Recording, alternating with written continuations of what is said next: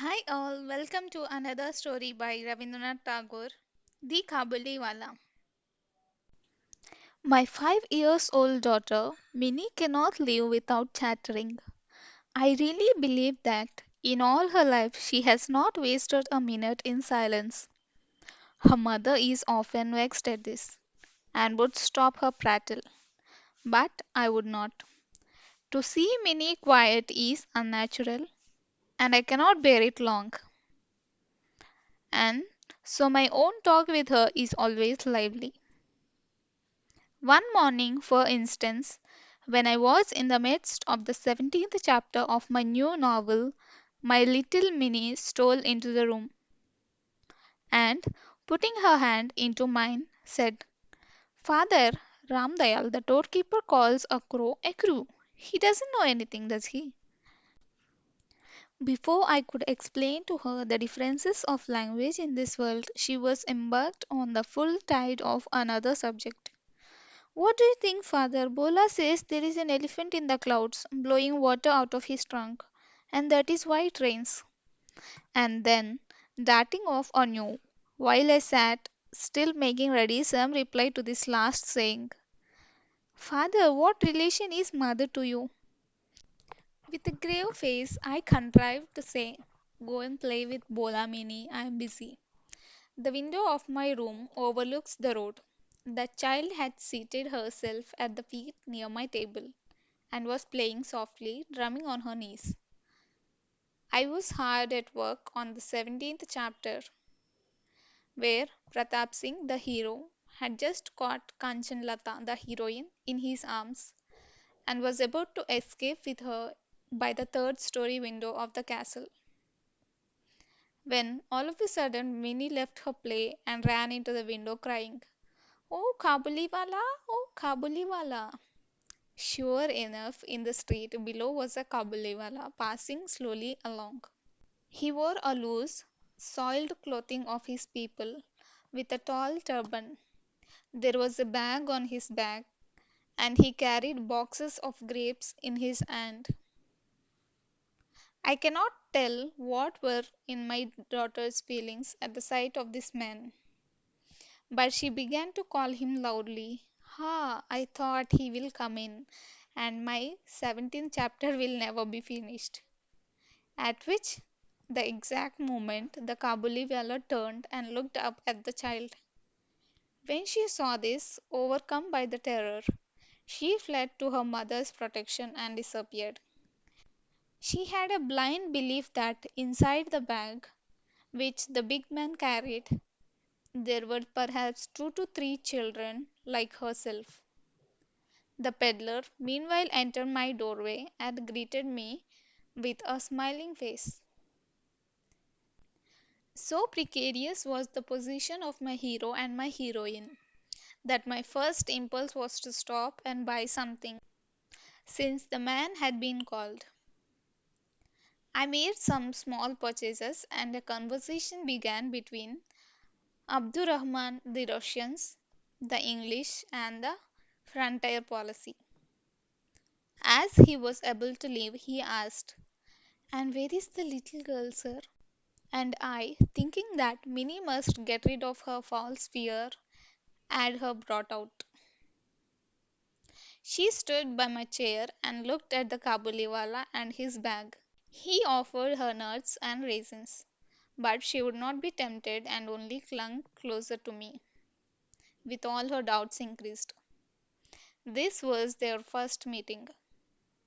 One morning, however, not many days later, as I was leaving the house, I was startled to find Minnie seated on a bench near the door, laughing and talking, with the great Kabuliwala at her feet.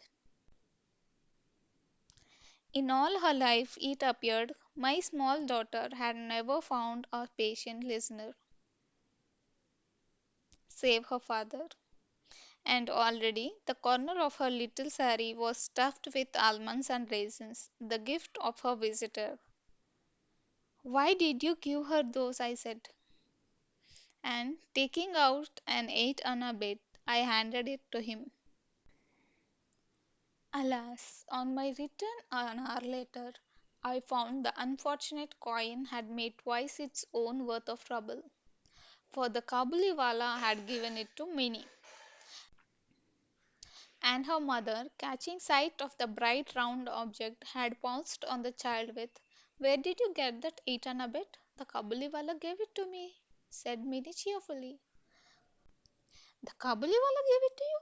cried her mother, much shocked. "Oh, Minnie, how could you take it from him?" I, entering at the moment, saved her from impending disaster and proceeded to take my own enquiries. It was not the first or the second time that I found that the two had met. The Kabuliwala had overcome the child's first terror by a judicious bribery of nuts and almonds, and the two were now great friends. They had many quaint jokes, which offered them much amusement. Seated in front of him, looking down on his gigantic frame in all her tiny dignity, Minnie would ripple her face with laughter and begin, "Oh, Kabuliwala, Kabuliwala, what have you brought in your bag?" And he would reply in the nasal accents of the mountaineer, "An elephant." Not much cause for merriment, perhaps, but they both enjoyed the fun. And for me, this child's talk with a grown up man had always in it something strangely fascinating. Then, the Kabuliwala, not to be behind man, he would take his turn. "Well, the little one, and when are you going to your father in law's house?"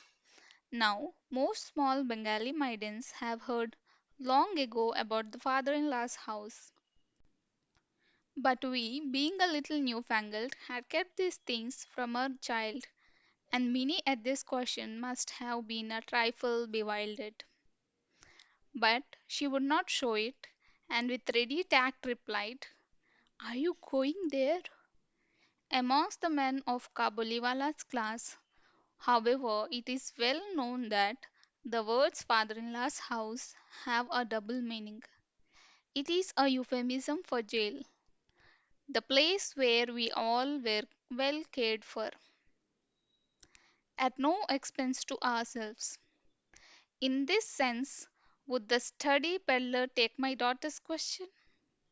"Huh," he would say, shaking his fist at an invisible policeman, "I will thrash my father in law." Hearing this, and picturing the poor discomfited relative, Minnie would go off into peals of laughter, in which her formidable friend would join. These were autumn mornings, the very time of year where kings of old went forth to conquest. And I, never stirring from my own little corner in Calcutta, would let my mind wander over the whole world. At the very name of another country, my heart would go out to it, and at the sight of a foreigner in the streets, I would fall into weaving a network of dreams, the mountains, the glens, the forest of his distant home, with his cottage in its setting, and the free and independent life of faraway wilds. Perhaps the scenes of travel conjured themselves up before me, and pass and repass in my imagination all the more vividly, because I lead such a vegetable existence that a call to travel would fall upon me like a thunderbolt. In the presence of this Kabuliwala, I was immediately transported to the foot of the arid mountains, with narrow little defiles twisting in and out amongst their towering heights. I could see the string of camels bearing the merchandise and the company of turbaned merchants carrying some their queer old firearms and some their spears, journeying downward towards the plains. I could see. But at some such point, Minnie's mother would intervene, imploring me to be aware of that man. Minnie's mother is unfortunately a very timid lady. Whenever she hears a noise in the street or sees people coming towards the house, She always jumps to the conclusion that they are either thieves or the drunkards or snakes or tigers or malaria or cockroaches or caterpillars. Even after all these years of experience, she is not able to overcome her terror. So she was full of doubts about the Kabuliwala and used to beg me to keep a watchful eye on him. I tried to laugh her fear gently away, but then she would turn round on me seriously and ask me solemn questions. Were children never kidnapped? Was it then not true that there was a slavery in Kabul? Was it so absurd that this big man should be able to carry off a tiny child? I urged that though it impossible, it was highly improbable. But this was not enough, and her dread persisted.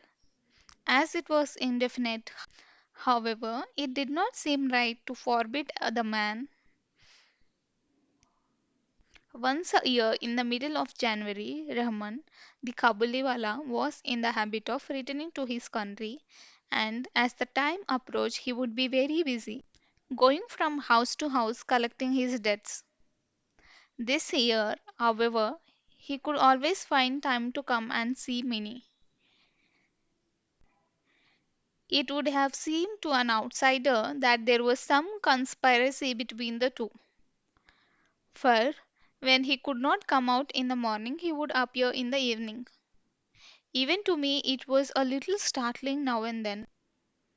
Suddenly, to surprise, this tall, loose garmented, much bebegged man, but when Minnie would run in smiling with her, "Oh, Kabuliwala, Kabuliwala," and the two friends so far apart in age would subside into their old laughter and their old jokes, I felt reassured. One morning, a few days before he made up his mind to go, I was correcting my proof sheets in my study. It was a chilly weather. Through the window, the rays of sun touched my feet, and the slight warmth was very welcome. It was almost 8 o'clock, and the early pedestrians were returning home with their heads covered. All at once, I heard an uproar in the street, and looking out, saw Rahman began led away bound between two policemen, and behind them a crowd of curious boys. There were bloodstains on the clothes of Kabuliwala, and one of the policemen carried a knife.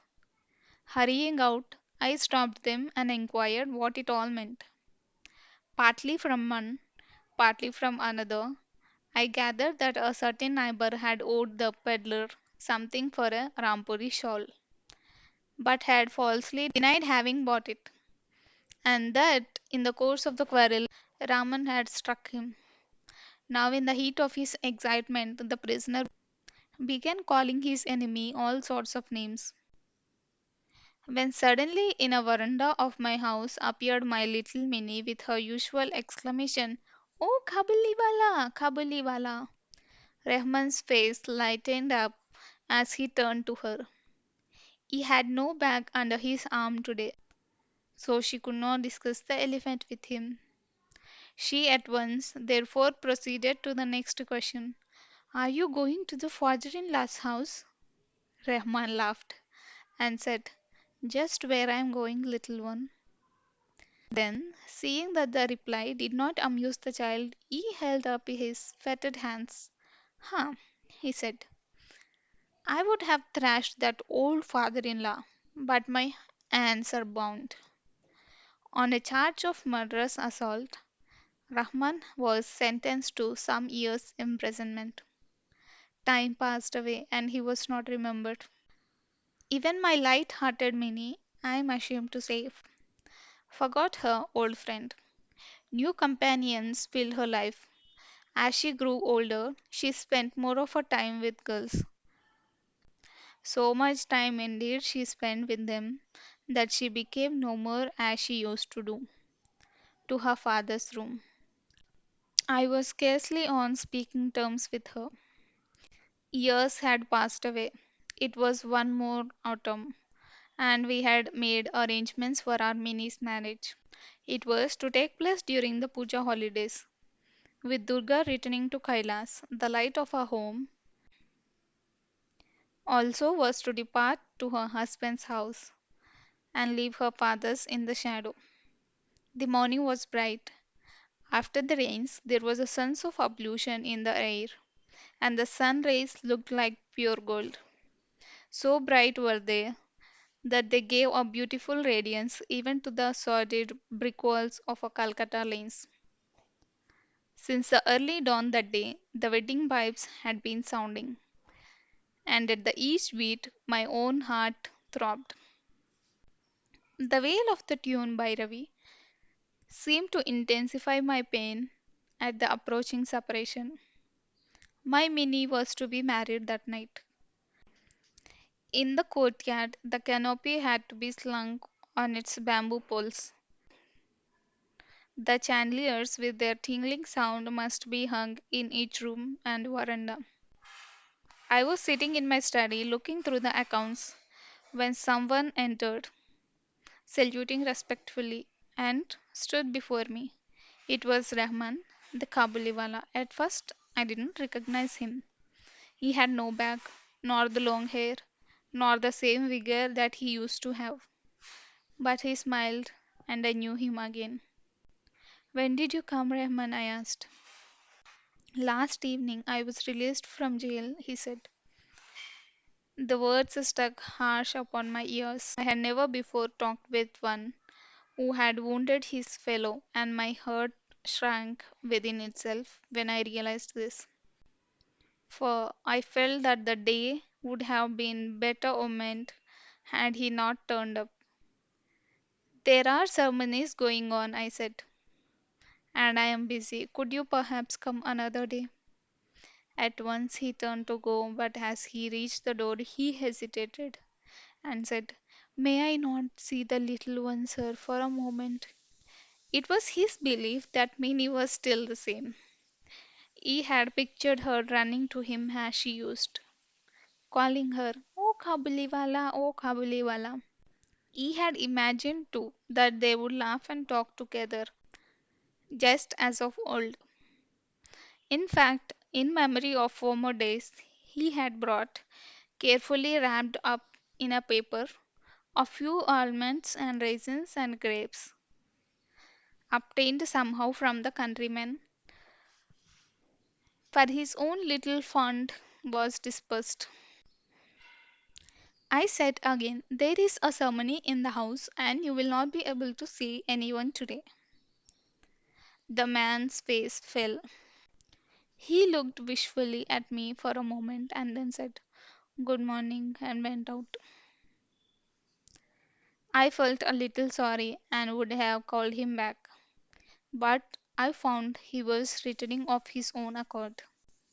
He came close up to me, holding out his offerings with the words, I brought these few things, sir, for the little one. Will you give them to her? I took them and was going to pay him, but he caught my hand and said, You are a very kind person, sir. Keep me in your recollection. Do not offer me the money. I too have one like her in my own home. I think of her and bring fruits to your child, not to make a profit for myself.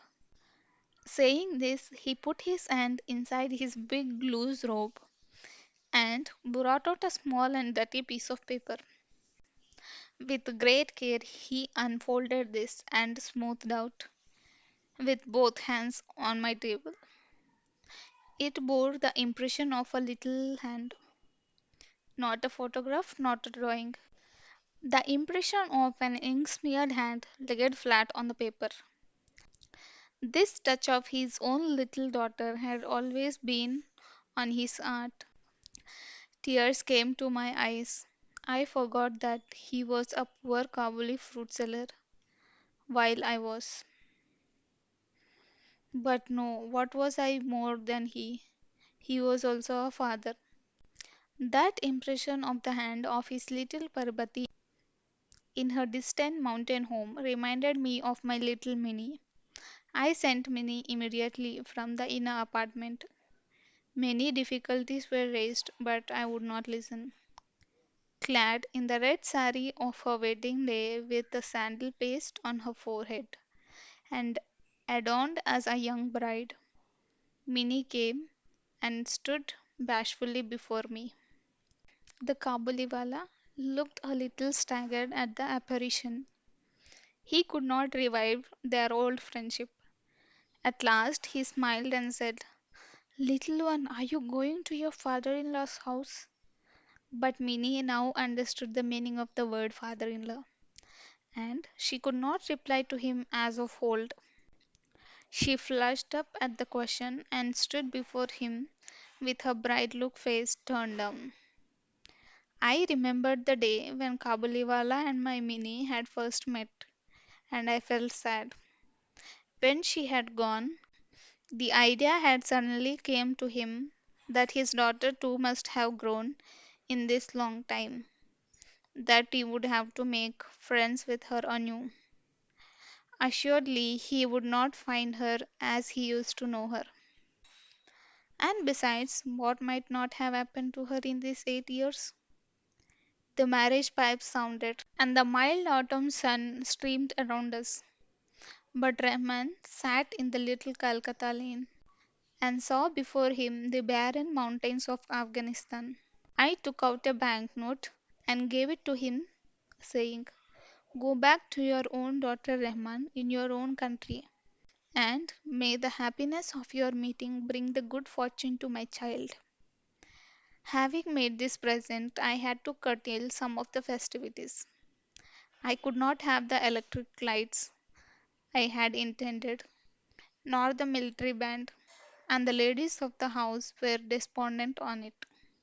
But to me, the wedding feast was all the brighter for the thought that in a distant land a long lost father met again with his only child.